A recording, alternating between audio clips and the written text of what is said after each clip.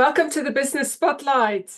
Today, I'm super excited. I want to introduce you to Barnaby Winter.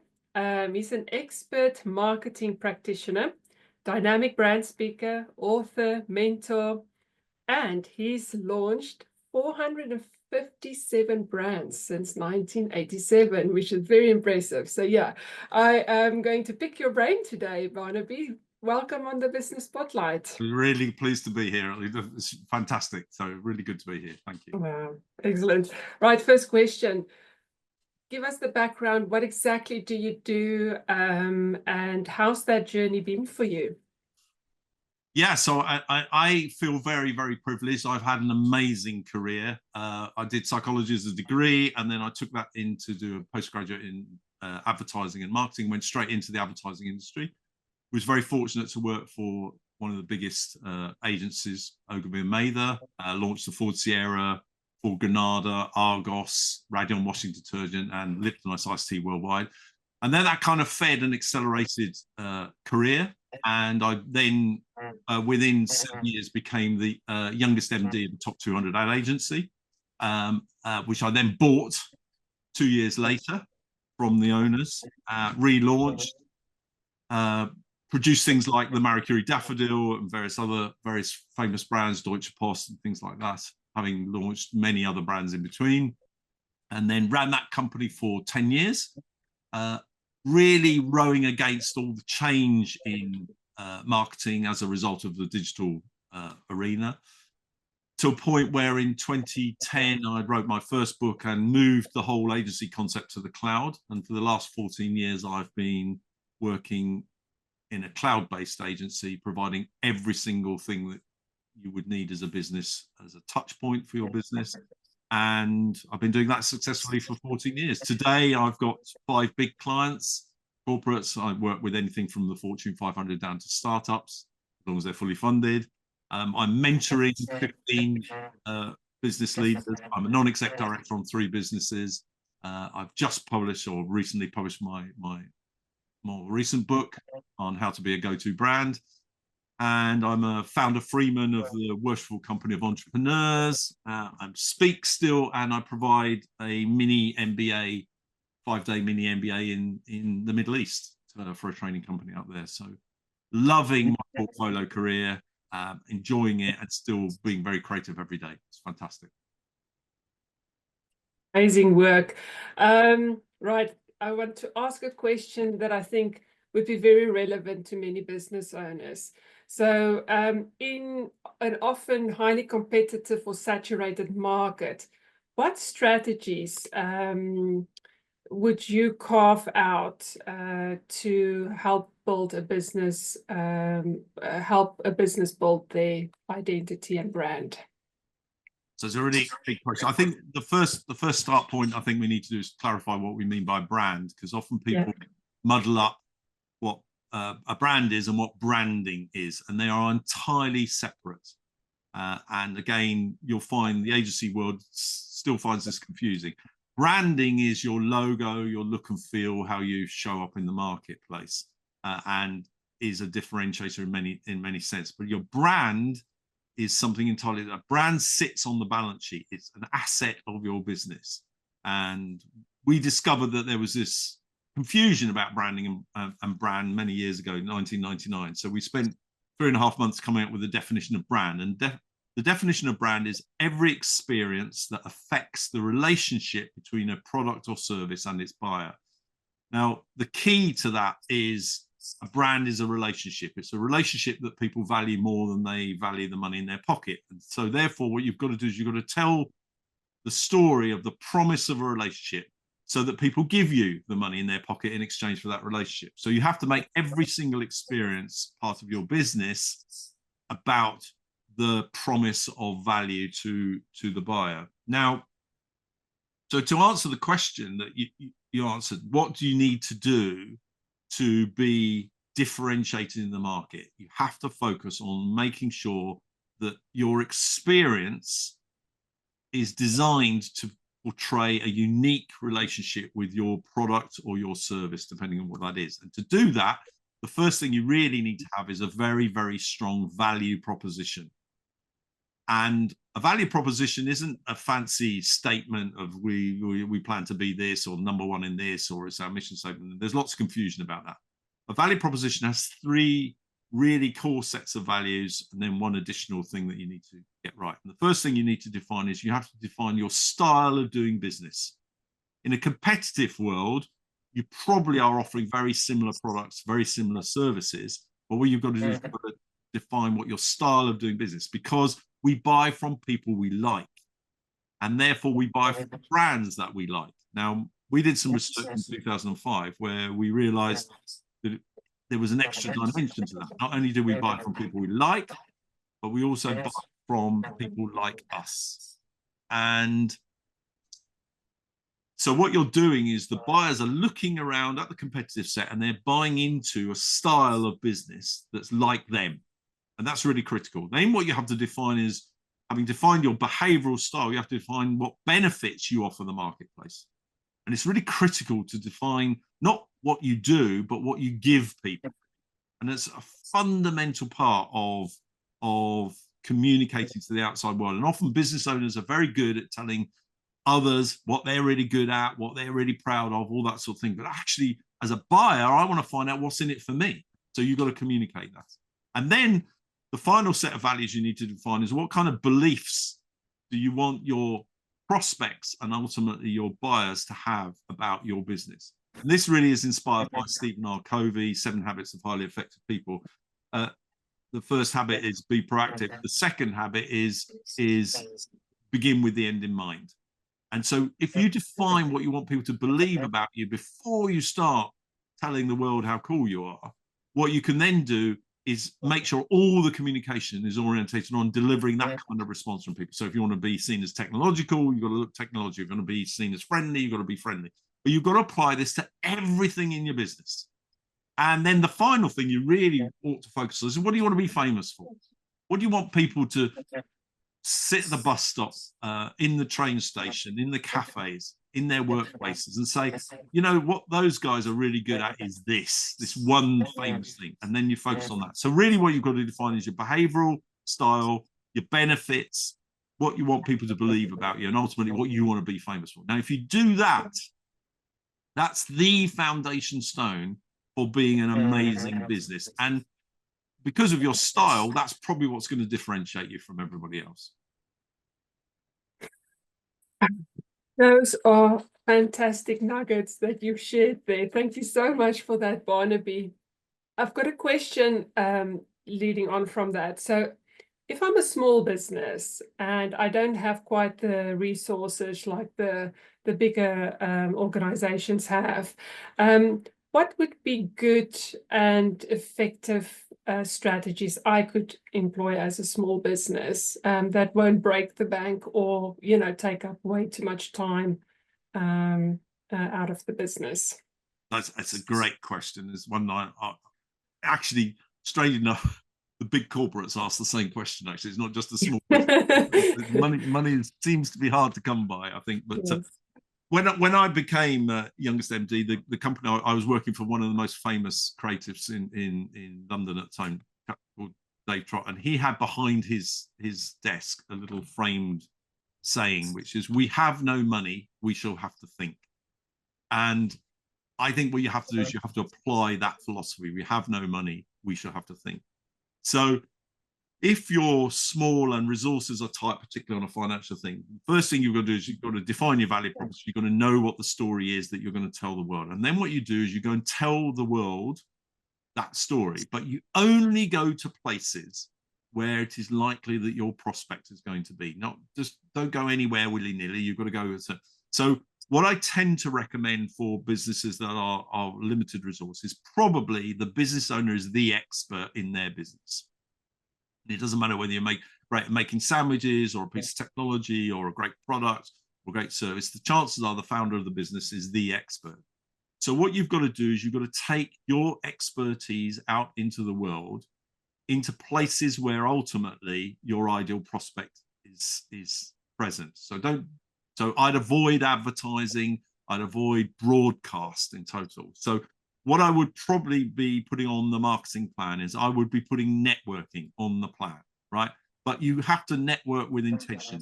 So you go to networks, you find the people that are your prospects, and then you communicate your story very effectively and invite them to participate in a relationship with you.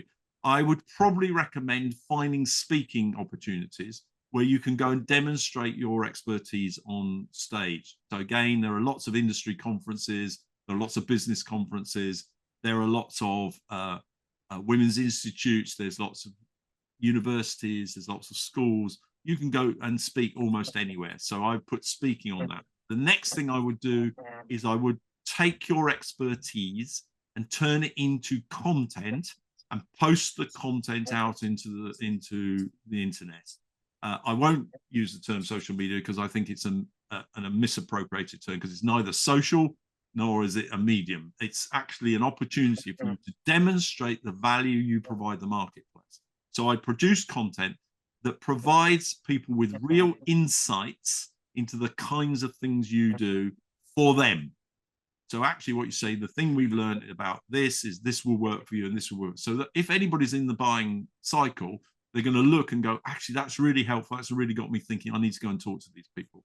So I'd probably do those three things: networking, getting out speaking, and then taking your content expertise and pushing it out into the world in an insightful way. And again, depending on the nature of your business, might be Threads, might be Facebook, might be TikTok, might be YouTube, might be LinkedIn. Really, you need to go into a social media place where, or an online platform where your prospect is living.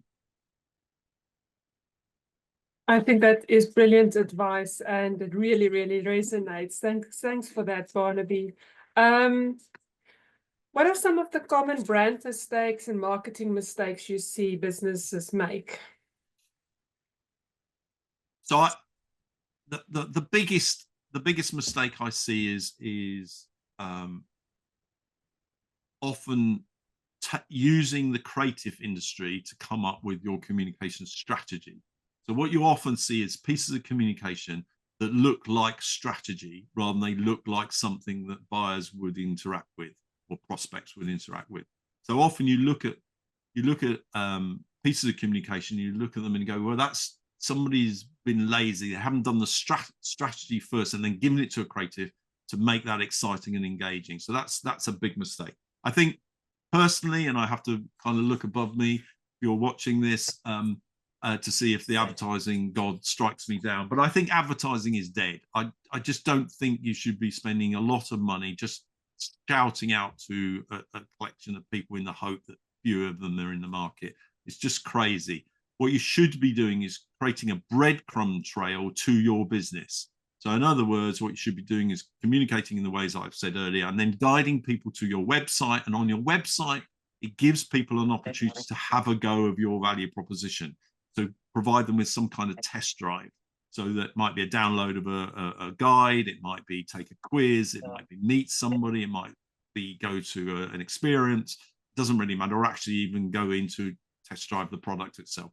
So what you should be doing is you should be ordering. And a lot of brands make the mistake of using the website as an awareness builder. So you get on and there's a fancy video and it says all about the history. Nobody's interested. When people get to your website, they're probably 6 steps into the buying cycle for you, because they've seen you on stage, or they've seen you on a piece of content, or they've heard about you, or somebody's recommended you, or whatever. So when they get to your website, they don't need to be told about your history. They're not interested. They want to just do something. They want to start a relationship with you directly, one-to-one. So build your website as a place to say, welcome, how can we help you right now? Do you want to download a guide? Do you want to do this? Whatever. So I think a big mistake that I see often is people come to me with their websites and they're just like a brochure. You're wasting your time. That era went something like 10 years ago. So lots of mistakes. Advertising, using creative industry as to develop your strategy instead of take your strategy and make it creative. And ultimately, the website often is just like a piece of a brochure where, forget it, everybody's out. They won't last 2 seconds on your front page. Brilliant. Good advice there to make your strategy creative. Yeah. which is a really good way to present that. So thanks for that. Leading on to that, with digital marketing evolving so quickly, what advice do you have on, you mentioned not the really social media, but how do we use the digital landscape more effectively in our marketing as smaller businesses? So my answer to this, and again, it's in my book, but the Gartner did a piece of research just before COVID, and it's still valid today. I think if you accept that most buyers are heading towards you, they're looking for you as a solution. What you've got to do is you've got to help them to buy from you. And the way to do that, according to Gartner, is to help them to make sense of their buying decisions. So what you've got to do is you've got to become an independent broker of advice and knowledge to help people go, oh, okay, you know what? I think I should be doing this rather than this. And because you're the expert in your field, what you can do is do that really competently and use the media. Now, the different media channels that you've got in the online arena will really bring you to different types of target audience. So what you should be doing is taking your value proposition. You should be then telling that story through sense-making content that helps the prospect make sense of their buying decision, and then place that in places where you know your prospect is going to be going. So what you need to be doing with the digital arena is looking at each individual digital channel and deciding whether actually, if you're going to use that digital channel, will it be targeting the exact right kind of prospects that you've got? And then that makes digital very, very simple. So you're effectively pumping out content, can be video, can be textual, can be, whatever other information, can be guides, all those sorts of things. But you're using the digital arena to effectively create a shop window for your business. But that shop window is full of exciting content, which makes people go, do you know what? I hadn't seen it like that. And you're the only guys that talk like this. So I'm going to come and go and talk to you about how I can buy your solution. Oh, that makes so much sense and such a refreshing way to look at it. Thanks, Barnaby. I want to ask a little bit around your own journey in business, in building a business. What are some of the biggest lessons you've learned in building your own brand and business? Oh gosh, Alida, there's so many. I don't know where to begin on that one. I think the biggest thing that has really affected my success is understanding the numbers. And I think it's absolutely critical that if you're building a machine that's designed to generate net profit, and that's all business is, it's a machine that builds net profit by ultimately, hopefully selling things you really enjoy making or producing or servicing. So it's a critical factor. And I think the thing that really changed the trajectory of my ability to operate as a businessman, and bear in mind, I've run my own business now for 25 years, once as an employer with 35 people in a massive building in central London with huge overheads. I mean, mega overheads, a 6th-floor building in central Clerkenwell with studios and meeting rooms and offices and all this sort of thing. Costs an absolute fortune. But I kind of ignored the numbers. I just kept piling it in one side and it kind of leaked out the other side. So once I started to get a handle of the numbers, then that really changed the trajectory of everything I did, because then I knew where my gross value added was, what was most lucrative, what project worked well, what didn't, what needed, what input, what resources, all of those sorts of things. And they're all driven by the numbers. And as my accountant often says to me, I meet him once a year for a review, and he says, how are things going? I say, they're going great at the moment. He says, okay, but you do know the numbers don't lie. The numbers don't lie. They absolutely tell you exactly whether you're overstocked, understocked, whether you've got the right resources, you've got the right staff, you're using the right. And actually that enabled me then to produce the fully outsourced model that I now work, because everything's numbers led. And therefore I think the key lesson is understanding where you make profit, where your costs are, how you flex all those things, and keep all that going. That fundamentally changed the trajectory of my business acumen, and obviously understanding my value proposition. You sound like a stuck record, but actually understanding what the story is, that when I tell it to people, that makes people go, oh, wow, we hadn't seen it like that. That's kind of cool. How could you help us? And then you're in a conversation which you can then develop into something that's fruitful both for you and for the buyer. So those two things, I think, understanding your numbers, where your net profit is, it's absolutely critical. And probably the other thing is, they often say that leaders eat last. Make sure you pay yourself. Don't treat yourself as a zero cost item. And I know a lot of small businesses, they do the leaders eat last thing, and then they struggle. And then the final thing that I probably would say is make sure you are always focused on the cash. The thing that brings businesses to their knees is no cash. Forget profitability in that sense. Make sure that you are following the cash flow. Make sure people pay you on time, and that you're chasing payment if it gets delayed, that you're not embarrassed about. Don't be embarrassed about asking for money. You provided great value in the form of your product or service. Ask for the money. Make sure people pay you. If you're really worried about getting to pay up front, chase the cash. Cash is king. Cash is always king. And the thing that brings businesses down is the fact they've got no cash in the bank, not anything else. They might have a great product, great service, great team, great offices, great shops, great everything, great delivery, but they've got no cash. They are not operating. So the final thing, the final message is follow the numbers.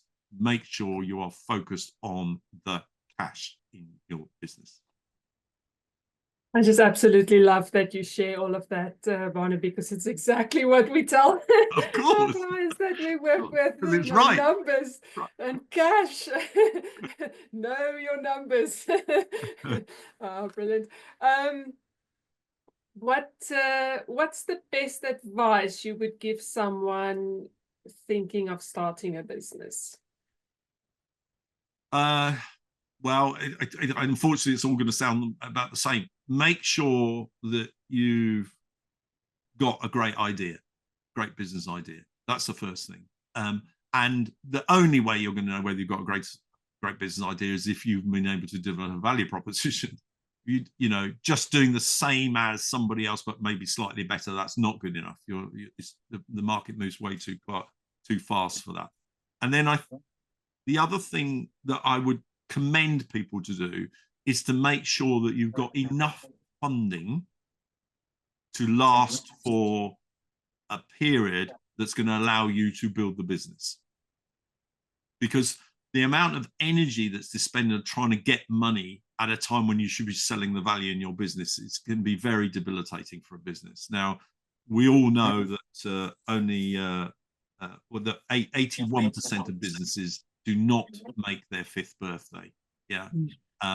And one of the main reasons of that is they run out of money, of course. But so therefore, you've got to make sure you're fully funded. Now, what does that take? So sit down, put a business plan together. Again, 80% of businesses that fail in the 5 years do not have a business plan. Of the 19% that survive, 80% do have a business plan. Draw your own conclusion. You need a business plan. It can be very simple. How much do you want to make? How many products or services do you need to sell to make that amount of money? How do you sell those products and services? It's very simple. And then make sure you've got enough money to do what you need to do to set the product up, set the service up, and then tell the outside world about it. I mean, you can go networking, you can do the speaking, you can go online. It doesn't cost a lot of money. It does take up a bit of time. So but you've got to pay yourself. And so I think the things that you need to do when you start out, have a great idea, make sure you've got enough funding to see you out for at least probably, I always ideally say, have you got 12 months money? They go, you're joking, aren't you? I said, have you got 6 months money? Okay, well, maybe I could squeeze it. Okay, you've got to start selling something within the 6 months. And I think the other thing for startups is decide. There's a thing in investing called the stop. And you can have a stop when you invest in a stock market. When it reaches a certain price, you have a stop, and it then automatically sells, and you take the profit. There's also a stop for losing money. So if you're only prepared to lose it, have in your mind a clear place where you're going to stop the business, because often business startups go on far longer than they should, get themselves into all sorts of financial pickles, when in fact they should have stopped. So kind of decide, okay, this is what success looks like. And then go, if I'm not reaching that, have a really serious conversation and go, do you know what? I'm going to go and get a job. I'm going to go and do something else. I'm going to have another go. Don't carry on with. One of the mistakes I did make is I carried on probably for 2 or 3 years longer than I needed to. The business was kind of profitable, but it wasn't that profitable. And in the end, I ran out of energy and steam and enthusiasm. And that's a challenge to navigate, because your instinct is, I can keep this going, it'll be better tomorrow. Sometimes just saying, no, actually, do you know what? I've done really well getting this far, but it ain't going any further. I'm going to stop. That can be a really useful piece of advice. I think that's absolutely fantastic advice there, Barnaby. Thank you so much for sharing all of that. What inspires you? What inspires me? Actually, oddly enough, it's changed over the years. The thing that makes me jump out of bed in the morning is knowing there's going to be another idea today that no one's had, and I'm going to have it. And that's very, very exciting. And it, it can be very simple things about what the next exhibition stand is going to be for this client, or, or what I'm going to change the way a document looks or feels, or, just there's always something new and exciting. So that, I think I'm inspired by that. And I feel very privileged to be in a creative industry where you're creating new relationships on a mass scale. That's very exciting. I think as I've got a little bit older and a little bit wiser now, what inspires me is equality in the workplace, and averting various health crises. I'm working on a project at the moment where it turns out that there's a likelihood that 1.1 billion young people aged 12 to 35 are going to be disabled by deafness, for example, in their 40s, because of the use of headphones, gaming, electronic dance music, festivals. They are so I work on a lot of so 25% of my time now is spent on pro bono projects, and that inspires me as well. So I think as a business owner, if you can find room in your life to have a kind of give back moment, and build that, what that does is it kind of re-energizes you in a kind of weird way. So the thing that inspires me is doing pro bono work, and then combining that with the having another great idea sometime during the day, which is just exhilarating. It has to be said, it's exhilarating. Yeah, I absolutely love that. What's the key to success for you? I think the key to success is having options.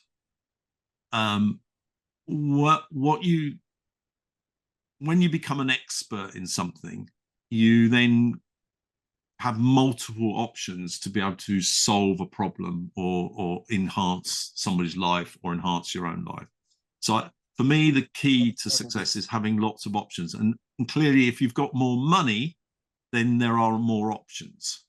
And so money's part of that, but also having a really close-knit family, that's good, because it gives you that rock, and all that sort of thing. But I think the key for me, contentment comes from knowing I've got all of these options, and then I can choose the one that feels right for me at any given time.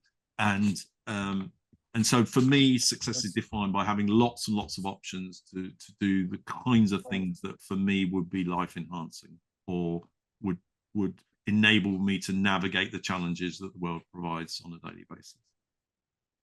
Oh, that's just simply amazing. What does the future hold? What's next? So well, I mean, I think at my age, health is a critical thing. So yeah. I'm focused on that. But I think from a business point of view, I can't tell you how excited I am by how AI is going to influence everything. I'm absolutely loving working with it. I do a half-day module on it in my mini MBA. So I'm teaching it and the importance of it. I think we can see a ground shift in the way society works if we use AI in the right way. Clearly, in the wrong hands, it's going to be, it might provide some danger. But right now, what you can do is just levitate various things that you do so quickly, so effectively, so efficiently, particularly if you're an expert, because then what you can do is you can remain on top of what AI produces and then act as the expert filter and make sure that it's relevant for other human beings. And, you know, there's lots of people criticize AI for looking clunky and not very human. And you go, okay, but you're the human, you're the one with the tool. You know, I mean, my car doesn't drive itself. And ideally, I take use my car to get from A to B and don't bump into anybody else. That's kind of me in control of that. Well, AI is similar. You know, you can use AI to get you from A to B, but you need to stay in control. You need to know what you're doing. That's supremely exciting. And to be able to go through the systems and processes in your business and go, can AI do that for me? Can AI do that for me? Can AI? And then you suddenly find there's lots and lots of things that you can do. It's very, very exciting. So, you know, it's really, really critical that we can do those sorts of things. AI, very, very exciting, very exciting. So yeah, no, it's brilliant. It's brilliant. So yeah, that's where I think the future lies. Yeah. I agree. I also find it really exciting and actually looking forward to kind of how it will unfold in the years to come. Best advice you've ever received, Barnaby, that you can pay forward? Best advice. Best advice. There are lots of things again, but my mantra is good enough isn't. And I think we need to place demands on ourselves to make sure that actually what we're doing now isn't just good enough. You've always got to go just that little bit extra, that little bit extra. And I think if you're going that little bit extra on everything, then what happens is everything shifts just a little bit more positive, a little bit more positive. And we're in a world now where good enough absolutely isn't, and actually you should really be setting yourself up for that. I think the other thing that was really helpful for me was test and fail. You know, you should do stuff and if it fails, learn from it, move on, do it again. Test and fail.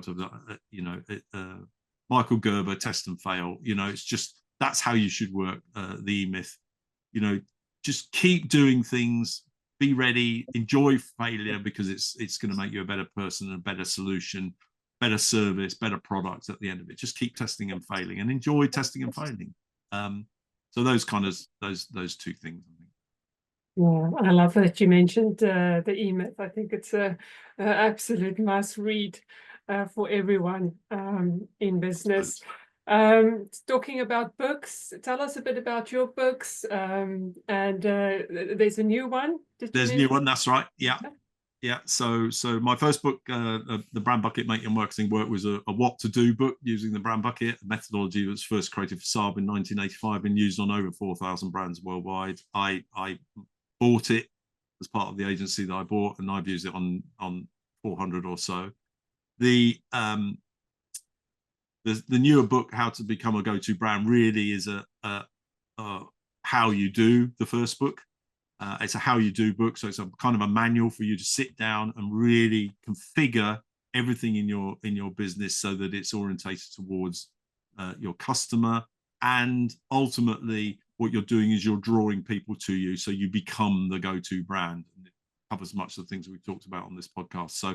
So it's got everything in it, from, you know, how to do a value proposition, how to do a target market psychographic profile, how to do a business plan, how to do a marketing plan, how to do marketing strategy, how to do creative work. So it's all in the book. So it was really intended to help the smaller businesses to do effectively what we call the Brand Bucket program. So that's going really well. A lot of people are reading it, and in fact we are we're hoping to put a course together around it, which is very exciting as well. So lots of things going on there in that. So that's becoming part of a kind of mini movement, which is kind of cool.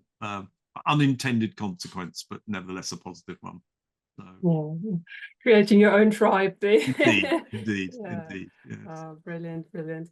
I've taken so much just from these few minutes we've been together. So Barnaby, thank you so much for sharing all of your experience and knowledge to help other business owners. I think there's so much we can take away from this one. So appreciate you coming on. Thank you so much. No, thank you for having me. It's been a real pleasure. Thank you.